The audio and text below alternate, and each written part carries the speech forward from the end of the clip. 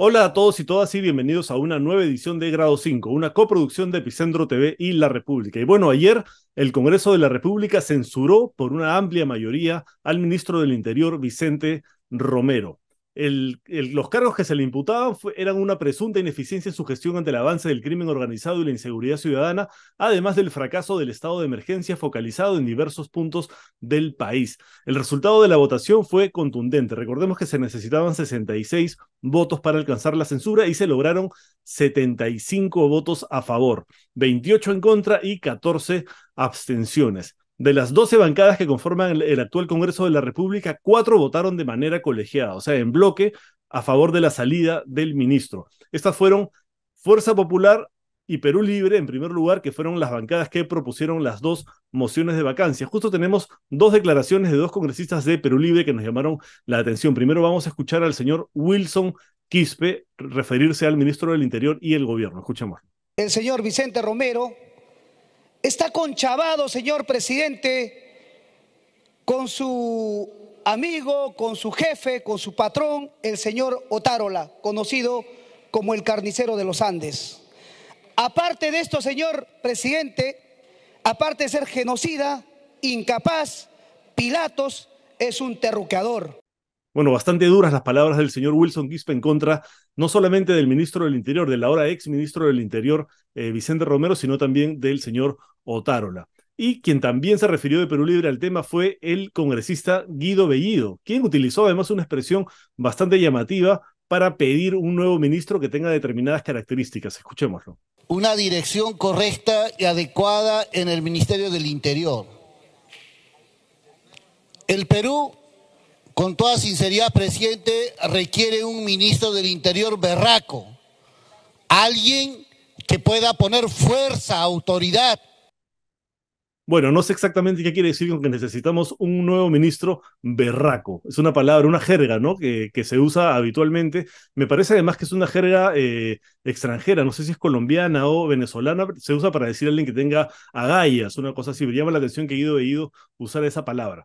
A ellas, además, a estas dos bancadas que hemos mencionado, Fuerza Popular y Perú Libre, se sumaron en bloque Unidad y Diálogo y Acción Popular. Esas cuatro votaron en contra, a favor más bien de la censura del ministro del Interior. Las demás bancadas se partieron, tuvieron votos a favor, en contra, algunos incluso abstenciones, y vamos a explicar un poco de eso. Se agregaron algunos votos de, por ejemplo, Cambio Democrático, Juntos por el Perú, votos por la vacancia, que también tuvo un voto en contra. De los no agrupados, 10 votaron a favor, entre otras fuerzas políticas como Somos Perú, que sumó el apoyo de 3 de sus integrantes. En tanto, Alianza para el Progreso de César Acuño tuvo el voto en contra de María Acuña, Idelso García, Nelcy Heidinger y Edith Julón. El bloque magisterial también apostó por la permanencia de Vicente Romero y ellos lo defendieron. Desde Podemos Perú, Kira Alcaraz y Enrique Wong estuvieron en contra. Todas estas fuerzas políticas tuvieron también abstenciones. Bueno, ahora, como ordena la ley, Vicente Romero ya formalizó su renuncia al Ministerio del Interior, pero la presidenta Dina Boluarte está en los Estados Unidos para la cumbre APEC. La ley señala que la presidenta tiene 72 horas para aceptar la renuncia del ministro y luego tiene un plazo establecido, no tiene un plazo establecido, perdón, tiene un plazo de 72 horas para aceptar la renuncia y luego no tiene un plazo para nombrar al nuevo ministro, así que probablemente tendrá que juramentar al sucesor de Romero a su regreso al Perú, pues la ley de gobierno remoto no faculta a la presidenta tomar juramento remoto a los ministros. Y el Congreso también aprobó ayer denunciar constitucionalmente al exministro de Educación, Daniel Alfaro. Esto es alucinante. El Pleno del Congreso de la República aprobó el informe final de la denuncia constitucional contra el exministro de Educación, Daniel Alfaro, en el cual se recomienda imputarle el presunto delito de omisión, rehusamiento y demora de actos funcionales respecto a la edición de textos escolares con contenido sexual ofensivo, según el Congreso. En el hemiciclo, el ex colaborador de Martín Vizcarra aseguró que el documento recoge varios vicios y que, por ejemplo, no se le invitó o no se han tenido en cuenta sus descargos y los medios probatorios que presentó para defenderse. Los argumentos para aprobar la denuncia constitucional contra Alfaro son francamente dignos de la Santa Inquisición, de una ignorancia y un ultraconservadurismo sorprendente. Escuchemos, por ejemplo, las razones de Alejandro Muñante de Renovación Popular. Por ejemplo, se habla del coito anal, se habla de las relaciones sexuales de manera homosexual, heterosexual y bisexual, incluso en grupo. Se habla acerca de los beneficios de la masturbación. Se habla de que la religión y los mitos, digamos que son perjudiciales para estas cosas. Se señalan varias cosas que seguramente muchos padres de familia no estarían de acuerdo. Siguiente, por favor. Y justamente esta misma página invita a los lectores a buscar otros links donde se encuentran con fuera tapujos, 10 beneficios de la masturbación femenina. Les van a hablar a los adolescentes de sexo anal, de relaciones homosexuales y bisexuales. Esas no son cosas naturales, son demoníacas. Van a homosexualizar a nuestros niños. Les van a hablar de masturbación. Eso es pecado mortal. La verdad es que es increíble que ese tipo de argumentos se escriban en un congreso, en un foro político. Nosotros nunca nos masturbamos, parece decir el señor Alejandro Muñante. Por favor, la verdad es que este tipo de argumentos de la Edad Media no se pueden utilizar para eliminar la educación sexual de las escuelas y menos para acusar a un exministro de delitos, porque estamos hablando de delitos. Esta acusación no tiene ni pies ni cabeza y obviamente va a ser archivada cuando llegue al Poder Judicial.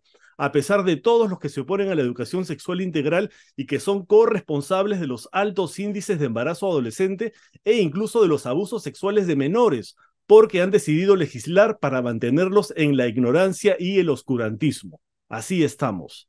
Y la aliada del Congreso, la fiscal de la Nación, Patricia Benavides, denunció a Martín Vizcarra por designación irregular del procurador Daniel Soria. La fiscal de la Nación presentó una denuncia constitucional contra el expresidente Vizcarra y la exministra de Justicia y Derechos Humanos, Ana Revilla Vergara, por la designación irregular de Daniel Soria en la Procuraduría General del Estado. La Fiscalía le imputa a Vizcarra y a Revilla ser los presuntos autores de los delitos de negociación incompatible o aprovechamiento indebido del cargo, y además nombramiento ilegal en agravio del Estado. El supuesto hecho ilícito está vinculado a la designación de Daniel Soria Luján como Procurador General del Estado, sin previo informe técnico o legal de asesoría jurídica del Ministerio y sin que Soria cuente con trayectoria en la defensa jurídica del Estado. Es lo que dice la denuncia constitucional. Recordemos que el Poder Judicial repuso a Soria en su cargo de Procurador General del Estado y que la Contraloría adscrita al Ministerio de Justicia aseguró que Soria fue nombrado en el cargo pese a no cumplir con los requisitos establecidos. Ahora, ¿por qué la inquina de la fiscal de la Nación en contra del procurador Soria? ¿Será porque Soria se ha opuesto a que la presidenta Boluarte guarde silencio en los interrogatorios en la fiscalía por las muertes en las protestas? Yo creo que la respuesta va por ahí. Ahora, a pesar de su ya demostrada ineficacia, el ministro de Defensa vuelve a prometer incremento de Fuerzas Armadas en distritos con estado de emergencia. A pesar de que, según la última encuesta de Datum, el 94% de ciudadanos considera que los estados de emergencia no han tenido los resultados esperados para combatir la inseguridad ciudadana, el ministro Jorge Chávez ofreció lo siguiente, y lo dijo textualmente: una coordinación más estrecha entre el Comando Conjunto de las Fuerzas Armadas con nuestra Policía Nacional para incrementar en los puntos donde hay mayor incidencia delictiva una mayor presencia de la Fuerza Armada, no solamente como recurso humano, sino logístico, para poder apoyar y coadyuvar el esfuerzo que está haciendo la policía en la temática de la inseguridad ciudadana. Ya estamos sin ministro del Interior porque no pudo reducir los índices de criminalidad y ahora el ministro de Defensa ofrece militarizar los distritos en estados de emergencia, cuando ya está más que demostrado que eso no funciona y que además contribuye con el deterioro de nuestra democracia ya bastante venida a menos. Y precisamente sobre este tema tenemos un fragmento de la entrevista que le realicé anoche en el programa Diálogos de Democracia de Epicentro TV a Miguel Ángel Lara. Él es especialista de la Unidad de Evaluación de la Democracia de IDEA Internacional, porque justamente IDEA acaba de publicar el informe El Estado Global de la Democracia 2023, que revela que en todo el mundo hay un retroceso en el desempeño de la democracia y el Perú no es la excepción.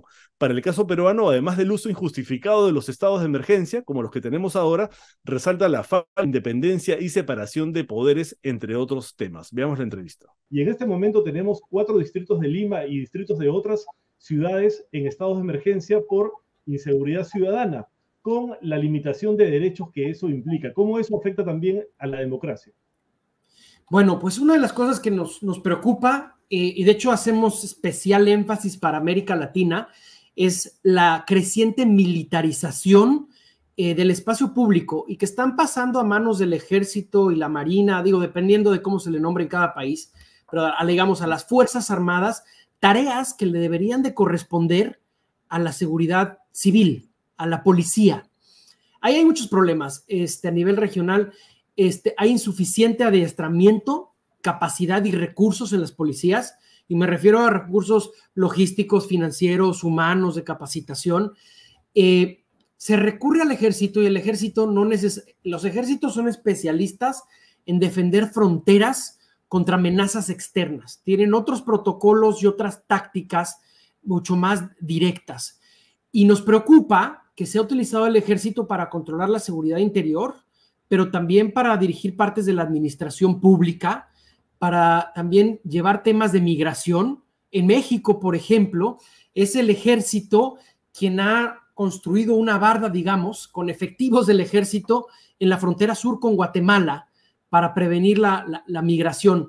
Eso es preocupante y nosotros hacemos un llamado para que no se utilice al ejército, sino a las fuerzas policíacas, pero que estas fuerzas policíacas actúen con un enfoque de derechos humanos, respetando el debido proceso, respetando la integridad de las personas, digamos, actuando con cautela, con respeto, siguiendo el debido proceso, que también se actúe en concertación con las agencias anticorrupción y que se saque, bueno, en pocas palabras, a los militares, porque esa función no les corresponde.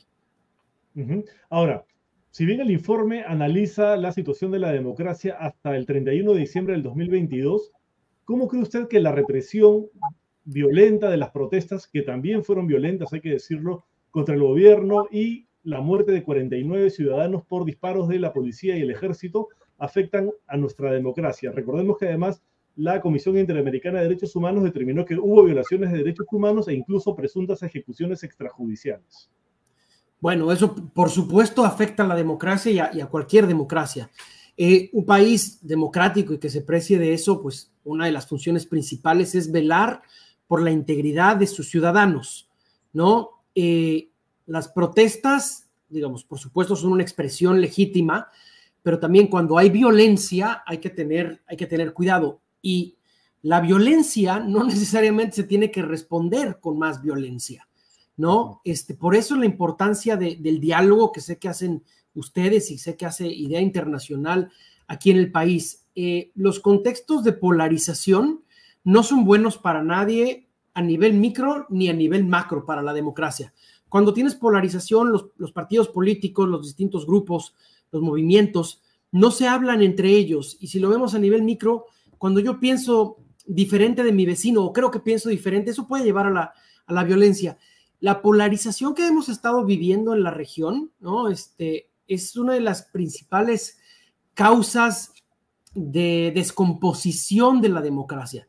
La democracia no solamente es poder hacer campaña y poder votar o poder ser votado. La democracia es pluralidad, es diálogo, es entendimiento. Y a veces, y creo que esto también tiene que ver mucho con las redes sociales y las burbujas en las que a veces nos metemos por el propio algoritmo. Llegamos a la polarización, ¿no? ¿Perdón? Que favorecen la polarización, digo, la gente se mete en una burbuja y piensa que todos piensan como ellos y al final terminas no escuchando nunca al que piensa diferente. Claro, ¿no? Y los mensajes más sensacionalistas y más escandalosos son los que se premian, que me parece gravísimo. Claro. Y al final del día, si nosotros nos sentamos hasta con las personas que pensaríamos que tenemos más diferencias, de otro partido político, de otra parte del país, rural, urbano, mujeres, hombres, jóvenes, adultos mayores, tenemos más cosas en común que cosas que nos distinguen. Todos nos preocupamos por trabajar, por salir adelante, por dar de comer a nuestras familias, por asegurar una vejez digna, por tener un patrimonio, por vivir seguros, por estar tranquilos. Y los algoritmos, los partidos políticos, los medios, muchos también se contribuye a esto. ¿Y en qué acaba la polarización? Pues casi siempre en violencia, ¿no? Entonces, para contestar tu pregunta, sí, eso por supuesto afecta la democracia. Ahora, sobre el sistema de pesos y contrapesos de la democracia, también el informe hace énfasis en ese tema y, por ejemplo, en el Perú hemos tenido de alguna manera un abuso de los mecanismos de pesos y contrapesos, sobre todo entre el Ejecutivo y el Legislativo. Hemos tenido 5 presidentes en los últimos 7 años y 2 congresos cerrados. Entonces, quería preguntarle justamente sobre eso. ¿Cómo está funcionando nuestro sistema de pesos y contrapesos considerando esta coyuntura que le he comentado? Sí, pues mira, nuestro informe justamente se enfoca en los pesos y contrapesos. Tenemos unos pesos y contrapesos tradicionales, formales, que es los tres poderes: el poder ejecutivo, el legislativo, el parlamento, que puede ser una o dos cámaras, y el judicial, que es una corte suprema, un tribunal constitucional, etcétera. Y esos poderes existen para prevenir que el poder se concentre en uno de ellos, porque nosotros lo que sabemos es que cuando el poder se concentra, se abusa. Es una condición humana. Yo diría que el 90% de los seres humanos, en cuanto adquieren poder, pues empiezan a utilizarlo en su beneficio o en beneficio de sus familias, económico, político, lo que sea. Para eso existen esos contrapesos, para que nadie tenga prevalencia sobre los otros. Y nosotros, además de hablar de estas tres instituciones, hablamos de organismos independientes, organismos de derechos humanos, defensorías públicas, contralorías, instituciones anticorrupción, instituciones electorales, y también nuevos pesos y contrapesos, que puede ser el periodismo y los medios, con el que ustedes participan, puede ser la sociedad civil a través de ONGs o a través de protestas y movilización, a través de la promoción de alguna ley, de una iniciativa, las universidades, los tanques de pensamiento. Todos estos funcionan de pesos y contrapesos.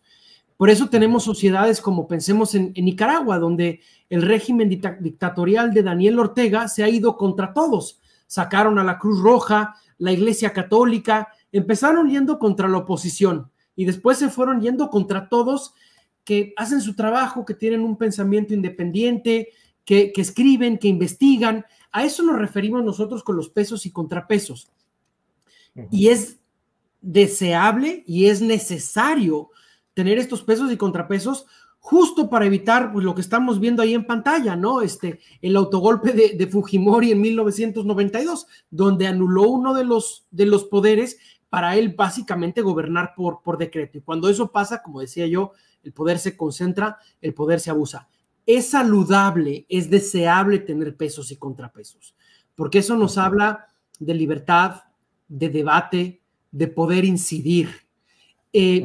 Sin embargo, hay veces que quizás se puede abusar de eso, y pues tú mismo lo mencionabas, 5 presidentes en 7 años, pues no genera estabilidad, y a veces se necesita estabilidad en las políticas públicas para tener proyectos de inversión, de infraestructura, etcétera, a largo plazo. Entonces creo que hay que revisar bien el diseño institucional y buscar el diálogo entre poderes, pero también dentro de los mismos poderes, y aprender de países donde el diálogo se ha roto.